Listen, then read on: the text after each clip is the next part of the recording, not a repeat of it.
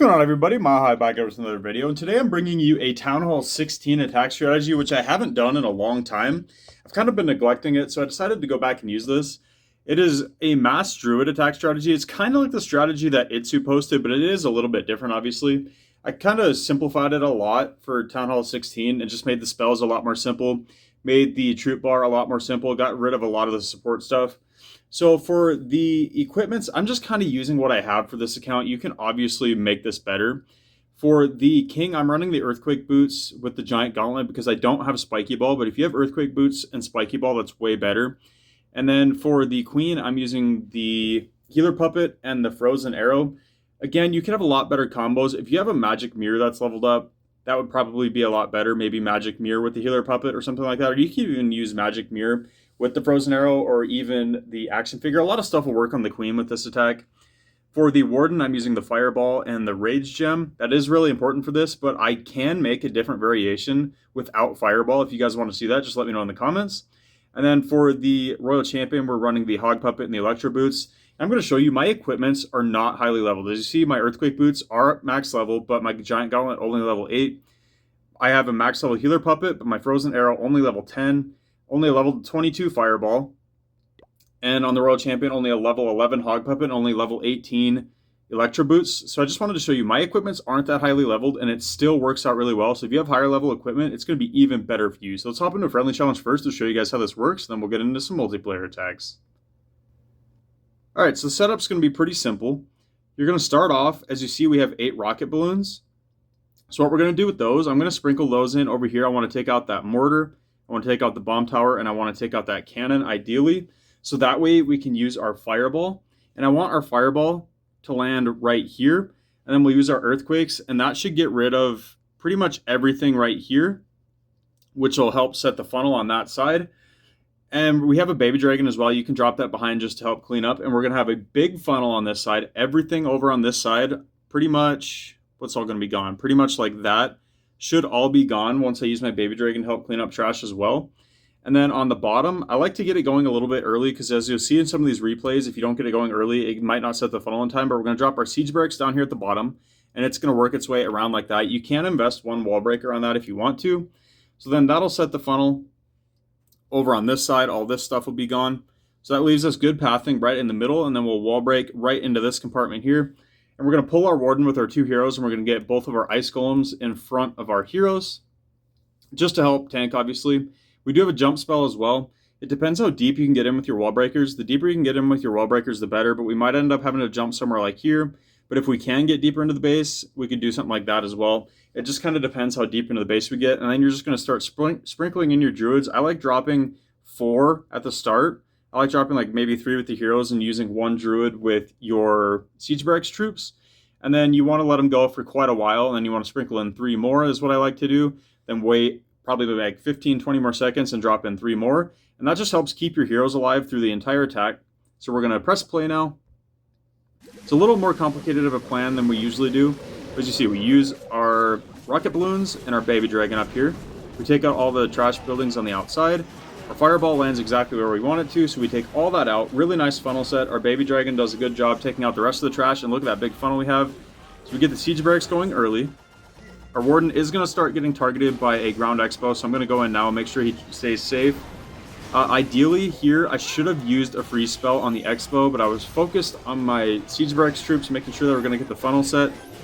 But it's okay. Once we get our druids in, look how quickly they top that warden back off. You have so much healing from these druids. And then now you want to make sure, obviously, you want to poison the clan castle. So we have a dragon and balloons. The poison does a really good job taking care of that. The frozen arrow does a really good job helping with clan castle troops as well. I'm going to use an early king ability here because he is targeted by the town hall and the monolith. Unfortunately, I missed the town hall with that freeze, but I did get the monolith. Try to keep this king alive as long as possible. As you see, we're sprinkling in our druids. We'll use a couple over here still on our siege barracks troops. Just making everything stay alive as long as we possibly can. Those Valkyries are going to keep getting healed up by them druids. We'll get way more value on the outside that way. Unfortunately, we do skip that monolith, but our queen should target it next.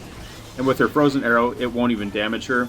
We have 1 druid left on the queen, but he's almost into the next stage, which he just switches to. And our queen, watch this. You gotta see this. The eagle is right there, and she shoots a wall Why? She just takes out the eagle, we coast through the backside of the base, but the queen goes and stands right next to the eagle and shoots a random wall for absolutely no reason and dies and gets no value. That is typical queen right there. Would rather shoot a wall than do anything useful.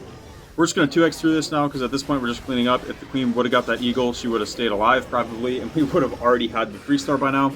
But regardless, Warden's still up. Our RC is still up. We used her hog puppet ability as well, but we really didn't need to. We could have swagged that. We do get the 3-star. So all you're doing basically is just setting a funnel, and then your heroes will take out the rest of the base. All the druids are just there to keep your heroes healed up. So you're obviously not going to have a bunch of leftover troops overkilling the base, because you're relying on your heroes to coast through. But if you can keep a couple heroes alive, that's pretty well overkilled. So we're going to go hop into some not Legend League, sorry, just multiplayer attacks now. Alright, on to an attack. We're going to use our rocket balloons down here. We have a couple buildings on the outside. Unfortunately, some Teslas did pop. But we'll be okay anyway. All we wanted to do was hit that archer tower. We get the expo. All you're doing again with your fireball is just getting that funnel set. And that's all you need. We use our baby dragon up there. I should have maybe invested a freeze there. I could have taken out that royal champion and that Tesla. But we did get the royal champion, so I guess it probably wasn't worth it just to get a Tesla.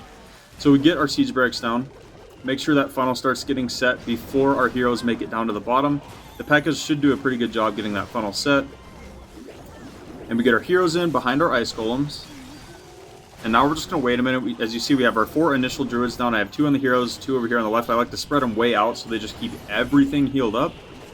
And I'm going to use an early jump spell here, even though I probably could have gotten in with a wall breaker there. I didn't want to risk it. I didn't want all my heroes to walk back and around the outside of the base. So I did use my jump spell early. We're going to freeze up this core and rage just to help keep our heroes alive. We have a really nice push right into the core now. We do have some siege barracks troops left on the left side over there. I'm not sure where. Oh, our Valkyries actually went into the base that came out of the siege barracks. So we have a big push into the core. We have a nice amount of troops on the outside cleaning up trash. Our druids keeping that Pekka alive, which is protecting our wizards. So they got really good value cleaning trash on the outside there. If something would target this monolith, that'd be really nice. The queen finally does, but she did take quite a bit of damage from it. Royal champion cruising again. Again, she still has her hog puppet ability, so this is overkilled. We still have a bunch of bears from the druids. Our queen's still alive. Our royal champion's still alive with ability. Our warden's still alive. We still have a Valkyrie alive out of the siege barracks. This one was just completely overkilled, so we're going to 2x through this. As all we have at this point is just cleanup. There's a builder hut left and a Tesla. That's the only defenses left. As you see, we use our ability on our royal champion, but we didn't have to. We could have swagged that easily. We'll 4x through this, and a crushing 3-star. This is a really fun attack in my opinion. It's just very different than any other attack in the meta right now, so that's why I really enjoy it. Let's go hop into another one. Alright, into our next attack, we have a TownHall 17 here, but it is mostly TownHall 16 defenses. So as you see, we didn't need to actually snipe anything with the rocket balloons here, so we actually used our fireball first, and then we used our rocket balloons second to just pick off some more defenses. As you see, we have a massive funnel set now. We can use the baby dragon up here. There's a lot of free trash for it to get now. We took out basically that entire compartment, but this is what I was saying. I should have had my siege barracks down early because look, now my heroes are going to wander because I just don't have enough time for these troops to set that funnel in time. So we are going to lose our king to the outside. And unfortunately, I don't think anything's even going to use that jump spell.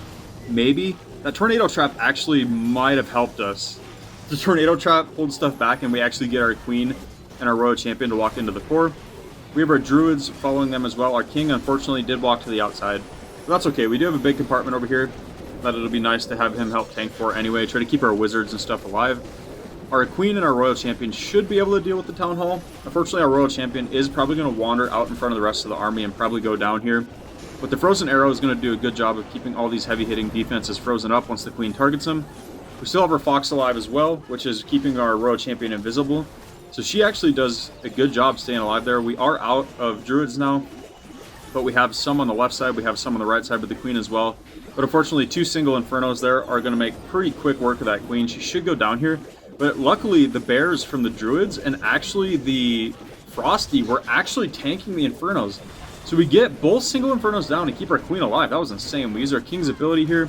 Opens up that last compartment. Again, we use our royal champion's hog puppet, but we didn't need to. We could have swagged that again. All 4 heroes stay alive. We didn't even use our poison spell.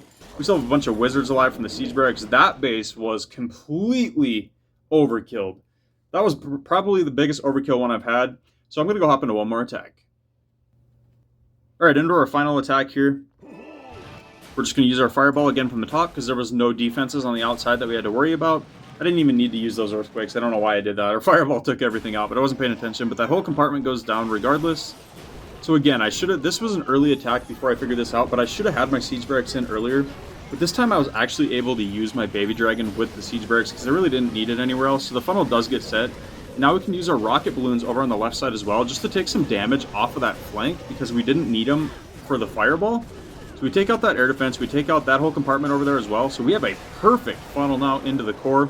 We have all of our heroes coasting right down the middle. A lot of the damage is taken off the flank because of that set of rocket balloons that we were able to save and drop in. So now we're just going to keep stuff frozen up here. Our ice golem did pop, so we're just kind of freezing up infernos. We'll freeze up the monolith and the town hall. Just keep that stuff frozen now to keep all the damage off of our heroes. We still have rage spells as well. So we're just going to keep everything raged up.